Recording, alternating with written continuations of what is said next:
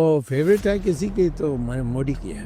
दोस्तों सोचिए, अगर बॉलीवुड की क्वीन कंगना रनौत और देश के प्रधानमंत्री नरेंद्र मोदी के बीच एक स्पेशल केमिस्ट्री हो तो कैसी दिखेगी।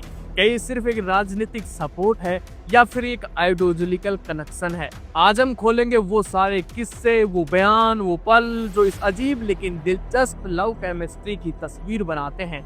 तो बने रहिए वीडियो के आखिरी तक, क्योंकि इसमें आपको मिलेंगे ऐसे फैक्ट्स जो आपने शायद पहले कभी नहीं सुने होंगे और ना ही देखे होंगे। कहानी शुरू होती है 2014 से, जब नरेंद्र मोदी पहली बार प्रधानमंत्री बने।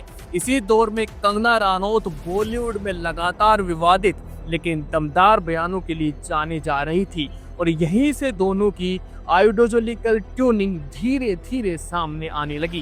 कंगना बार बार सार्वजनिक मंचों पर कहने लगी कि मोदी सिर्फ एक नेता नहीं है बल्कि भारत की आत्मा का प्रतिनिधित्व करते हैं।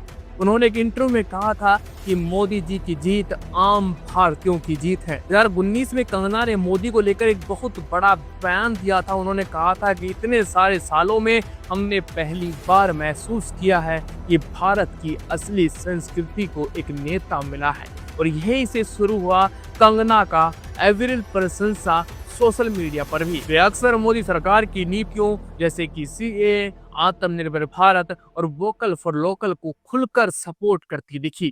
कंगना का यही ओपन एडमिनेशन उन्हें बाकी बॉलीवुड से बिल्कुल अलग कर देता था, क्योंकि वही बॉलीवुड अक्सर मोदी सरकार की कभी कभी आलोचना करता भी दिख रहा था। 2019 की लोकसभा चुनाव के बाद जब मोदी दोबारा से प्रधानमंत्री बने तो कंगना ने कहा कि भारत की लोकतंत्र की जीत है और मोदी इसका चेहरा है। 2020-21 के किसान आंदोलन में भी कंगना ने मोदी सरकार का जमकर बचाव किया। उन्होंने पंजाबी सिंगर दलजीत दोसांझ तक से ट्विटर पर भिड़ंत कर ली थी, और यही वो पल थे जिसने कंगना को मोदी के सबसे वोकल सपोर्टर के रूप में स्थापित कर दिया। यही वजह है कि मीडिया ने इस बॉलीवुड बनाम मोदी सरकार की बहस के तौर पर दिखाया, लेकिन कंगना हर बार मोदी के साथ खड़ी रही। अब दोस्तों बात करते हैं उन फैक्ट्स की जो इस रिश्ते को और भी अनोखा बनाते हैं। क्या आपको पता था कंगना ने खुद नरेंद्र मोदी की इंडिपेंडेंस डे स्पीचेस को एक किताब में संकलित किया है, और उस किताब का नाम है राष्ट्र प्रथम मोदी। कंगना ने कहा कि किताब छात्रों और रिसर्च के लिए बहुत जरूरी है। एक बार कंगना ने मोदी जी को अवतार कह दिया था। उन्होंने कहा था कि चांद पर दाग होते हैं लेकिन मोदी पर एक भी दाग नहीं है। आज हमारे नेताजी को देखिए, मोदी जी, कोई कलंक नहीं उन पर, एक भी दाग नहीं। मैं तो कहती हूँ चांद पे दाग होता है, उन पे एक भी दाग नहीं।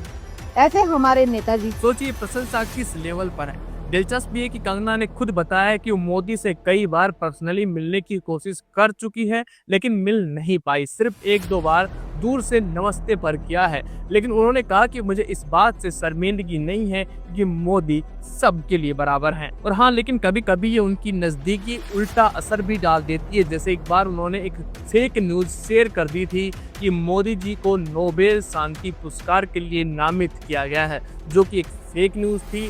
बाद में ये पूरी तरह से गलत साबित हो गया। अगस्त 2025 में कंगना ने नेशनल हैंडलूम डे पर हिस्सा लिया और वोकल फॉर लोकल और ग्लोबल रिकॉग्नाइजेशन कैंपेन को खुलकर सपोर्ट किया। अब ये सब दिखाते हैं कि उनका समर्थन सिर्फ राजनीतिक तक सीमित नहीं है, बल्कि कल्चर और लोकल आर्ट तक भी फैला हुआ है।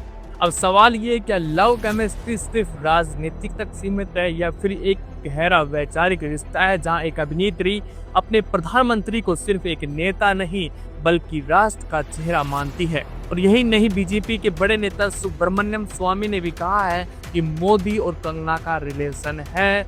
दोनों आपस में कई बार मिलते हैं और दोनों की बॉन्डिंग काफी अच्छी है। उनके बीच एक रिश्ता जरूर है। ये बात कही है सुब्रमण्यम स्वामी ने। कंगना रनौत, कंगना मुझे लगता है आपकी फेवरेट एक्ट्रेस है। आपने 2-3 ट्वीट किए। मैं कभी मिला नहीं उनसे, तो फेवरेट नहीं हो सकती, परंतु वो फेवरेट है किसी की तो मोदी की है।